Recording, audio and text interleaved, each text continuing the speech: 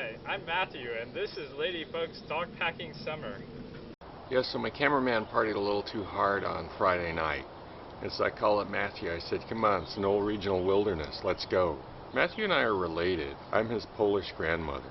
Yeah, so we decided we would let Ladybug carry the first aid kit this time. So what do I put in my first aid kit?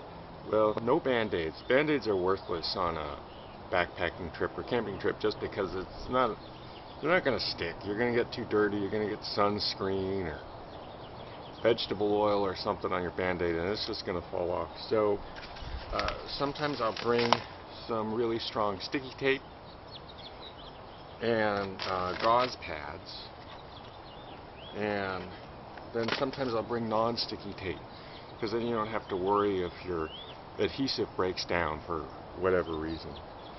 And disinfectant. I like Neosporin. Now people say, oh wait, Neosporin, what if your dog gets in the Neosporin? What if your dog eats a tube of Neosporin? Isn't that bad for the dog? No. Ladybug has eaten a tube of Neosporin before. It's non-toxic. 2 dogs. Yeah, I know, because after she ate the Neosporin, we called a pet toxic hotline thing that you call, and they told us, yeah, dogs like Neosporin. Tastes good to them. Who knew? So there goes Ladybug down the trail with first aid kit, and I swear we weren't half a mile into the hike and she rolled in cow poop. Because they have cows there. They're nice cows. But they poop a lot. And so Ladybug rolled in their poop, and I said, oh Lord, please don't let anybody need first aid. And the Lord heard my prayer. And the Lord said, aren't you that guy who streaked the pep rally in 1975? But as it turns out, Ladybug is the one who needed first aid. She got a foxtail stuck inside her gums because she's running through the tall grass, and foxtail got stuck in there. Foxtail, in case you don't know, is a sort of a barbed grass seed pod. And they hitchhike on animals and spread themselves all over, and that's why we have so little of our native grassland left in California. The grassland that you see that you might think is the typical California grassland is actually mostly made up of European grasses that have taken over because of the way they're able to propagate. Ladybug wasn't exactly on her best behavior on this trip, but then we ran into some people who had some dogs, and she's very friendly. People always ask, is your dog friendly? I always laugh. I say, you know, I'm not sure friendly is the word for it. So Ladybug made friends with these people and their dogs, and then she went, those people got ahead of us on the trail, and because Matthew and I stayed around taking pictures and stuff. And then Ladybug's behavior, I noticed, got a lot better because she was really focused on finding these people she'd met and their dogs, and she just stayed on the trail and followed their scent.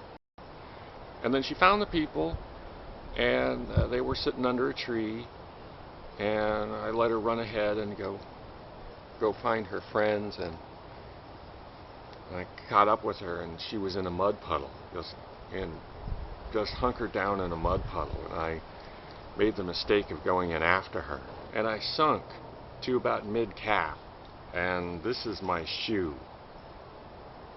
I don't know if you can see the mud, but I almost lost my shoe. This mud, it doesn't just wash right off. You gotta take a horse brush to it. I noticed the Ladybug's behavior improved once she met these people and they got ahead of us, and she was really focused on finding these people. So I'm thinking that maybe one of these trips I'll send somebody on up ahead and let Ladybug follow that person. Maybe a person and a dog. It's probably easier to track a dog scent than a person scent most of the time. And take it from your Polish grandmother, a focused dog is a well-behaved dog. There's no dog that's better behaved than the dog that's sitting in your kitchen watching you fry a cheeseburger. So I love Sunol Regional Wilderness. Beautiful park, first time I'd ever been there, and it has its shady spots, but it's very exposed. So if you go, bring water. Bring a lot more water than you think you're going to need. We went through a lot of water. We went through 3 of these and 1 of these, those ladybugs. Goes like that, water goes in there. We only went about 3 miles total. We did a loop. It's 5 kilometers to you Canadians. Oh, and print out a trail map ahead of time. So we didn't have a trail map. There's nobody there to give us a trail map, and the trails can get kind of confusing. We didn't know where Little Yosemite was. We just found some place. We said, "Oh, this must be Little Yosemite." We hiked up to Little Yosemite Valley. And it wasn't Little Yosemite. Little Yosemite is really little. Alright, well, as it turns out, we were not in Little Yosemite Valley earlier. They should call it really, really Little Yosemite. I mean, it's very pretty. But this is the real Little Yosemite Valley in Sunol Regional Wilderness. But it's really little. It's pretty bitchin'. Compared to Yosemite. And there's Ladybug. What do you think, Ladybug? What do you say? She's speechless. It looks like.